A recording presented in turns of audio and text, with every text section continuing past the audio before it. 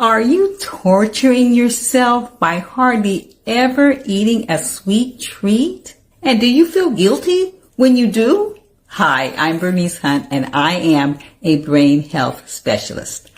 I work with women just like you who are starting to notice a few memory challenges, and I help you to stay sharp so that as you age, you can still travel, have fun with your grandkids, and experience new adventures without missing a beat. If you're like me, thinking about everything that I can't eat starts to depress me. I would much rather focus on what I can eat.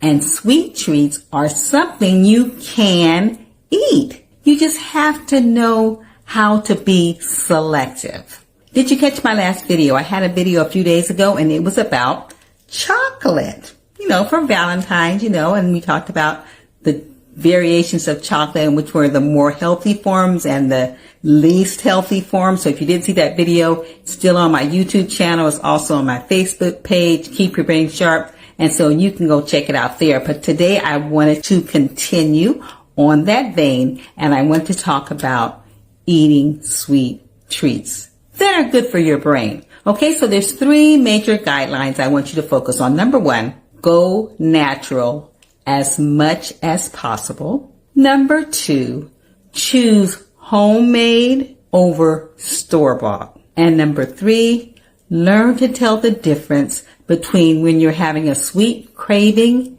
and the munchies. Okay, because there is a difference and there's different things you can do. Okay, so what do I mean by go natural? You know what I mean. I mean eating the stuff that's in its natural form. Raw, unsalted, unprocessed, or maybe minimally processed in terms of heating it up or cooking it a little bit. No added sugars, and having healthy seasonings. Okay, so we're not talking about ketchup. We're talking about nutritional yeast, Dijon mustard, spices, okay, healthy things, all right? So that's going natural. Number two, choose homemade, meaning make it yourself, make it from scratch, okay? What I call going back to the future.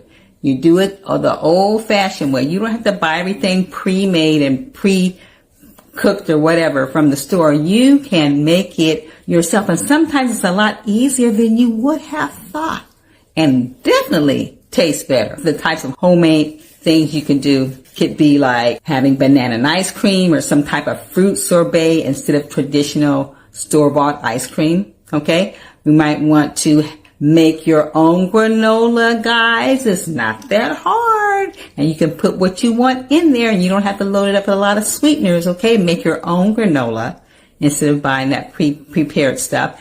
And regarding popcorn, we want to ixnay on the microwave popcorn for various reasons.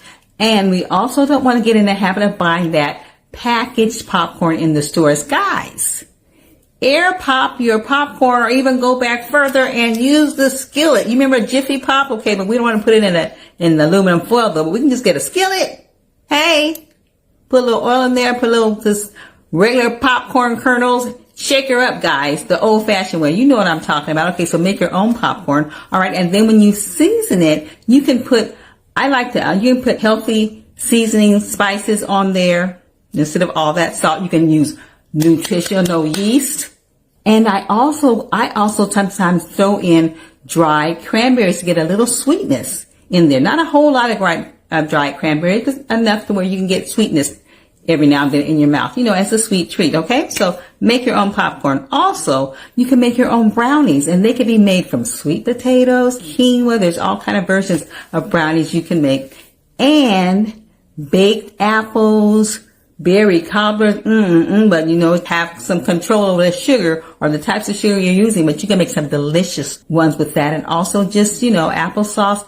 All those kinds of things you can make at home. Energy balls, I'm famous for that. I love my energy balls. You can make those from home also, and there's all kinds of different cookies and muffins and things you can make if you're mindful of the ingredients that you're putting in there, okay? And let me backtrack just a minute for the natural, because I didn't go through my little list I have here. I'm talking about berries, either fresh or frozen. My granddaughter loves frozen blueberries, okay? So berries, you can use making a fruit bowl. One of my sons loves the fruit bowl. Okay. Fruit bowl with a lot of different variety of fruits.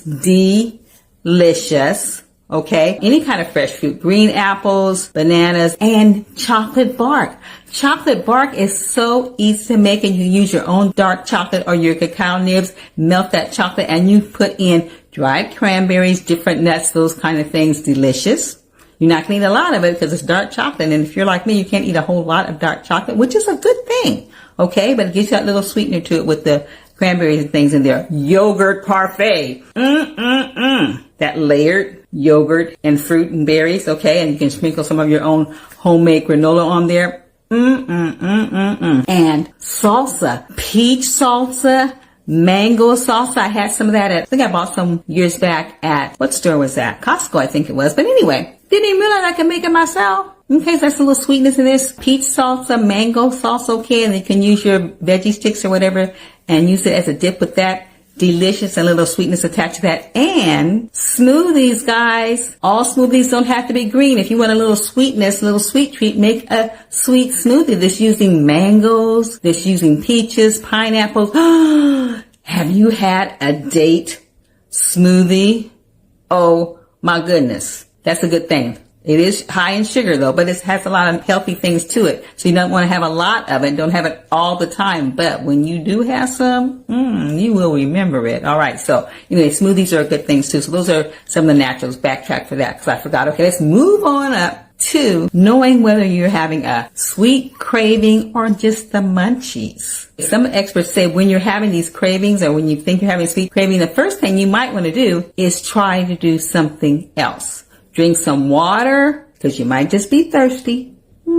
Go do a simple chore or a quick chore first because you might just be bored. You just get up and do something. Not necessarily get up and put something in your mouth, but get up and do something. So you can try that first. But if you feel yourself that you still want something to eat and you just want to naturally grab something sweet, check and see if maybe you just want to chew on something. Maybe you just want something in your mouth. Okay, so in that case, you might pick something that is a non-sweet snack that's still going to get the job done because really you just wanted to chew on something, you wanted to feel something in your mouth. So in that case, a boiled egg might do the trick or egg salad dip. Once again, you can use that and dip the veggie sticks in that as well. You might just want a handful of raw and unsalted nuts and seeds. Okay, put something in your mouth and chew on it. Because you know we talked before about when you're chewing, that jaw muscle movement and stuff oxygenates your brain.